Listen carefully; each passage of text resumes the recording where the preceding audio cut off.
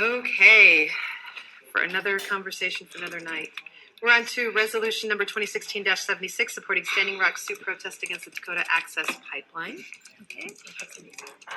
There was one that I actually brought up. I've been involved in this issue, as everyone knows, for a number of years. We see that the nonviolent protest at Standing Rock is a transformative issue for Native rights, Sioux history, Indigenous communities, and the environment. And one thing I read that I thought was very telling, it said Indigenous people have long played a major role in protecting the environment.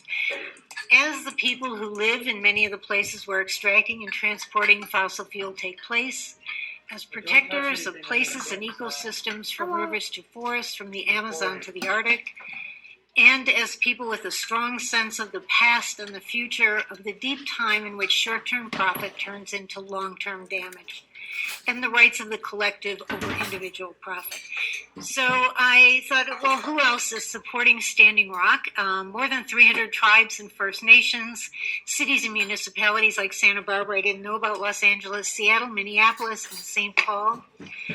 Unions, the Communication Workers of America, Committee on Human Rights, Amalgamated Transit Union, National Nurses Union, and the SEIU. Churches, Quakers, and Unitarian Universalist churches.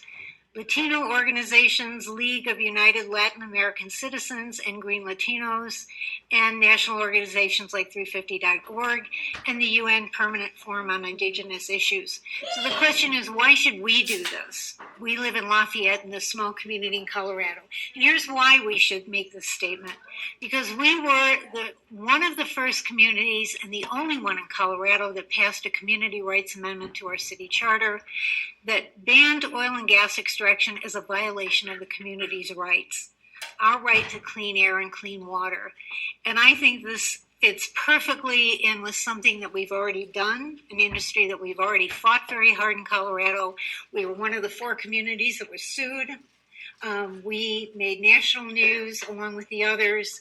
And I think this gives our support to a very strong support for this. Certainly, you've dealt with it, Chelsea, Councilor Bahana, with the well next to her school. And so we can say, is this something that we're doing that's merely symbolic? And I also read that said symbolic actions educate and move people. And then those people get up to some clearly non-symbolic actions. So I think this is a great thing for the city of Lafayette to do, given our history, given what we've done here, given our movement of local people. And so that's my 2 cents. Gustavo. I thought long and hard about sharing a personal story with you, so bear with me if I can't get through this. But the question has been asked, why should Lafayette bother to do this, right? And the most baffling thing to me, when the genocide of the Maya people in my country was taking place, and bear with me for a second, when entire villages were being assassinated, killed, buried, burned, the baffling thing as we were going through that was, if the world knows this, how can the world let an entire peoples be destroyed, burnt, buried, just to have free cheap bananas, cotton, or coffee?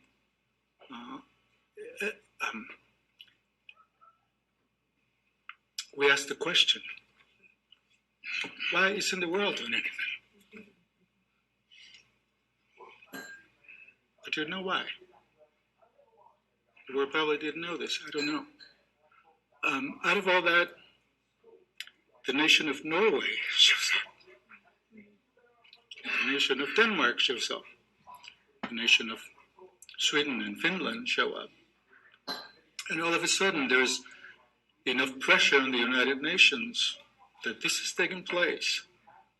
And this is a genocide of the Maya Kichwa people. This entire country that is over 60% indigenous is being slashed and burned and devoid of its native people to have agricultural land. And so the question of why and what prompted Norway to say, it's, it might not be any of our business. Guatemala is across the Atlantic and probably shouldn't get mixed in this, but we believe something wrong is happening and we're going to step up. And so when I look at the long and painful history of the natives in the United States, in what is now the United States, was the land forever, and just think of how can the world let this happen? And then just think of little city of Lafayette with its 26,000 people stepping up to maybe make a symbolic motion, but add its voice to the voices of many others. That's how I answer the question. Why should we bother with this? It's because it does matter. And so, my apologies for delivering this a little bit less gracefully than I was hoping for. But it does matter. So thank you for bringing that up, and thank you for the people who are supporting this. So do I have to move to approve? I move to approve Resolution 2016-76 supporting Standing Rock Sioux protest against the Dakota Access Pipeline. Second. Motion is second. All those in favor, please say aye. Aye.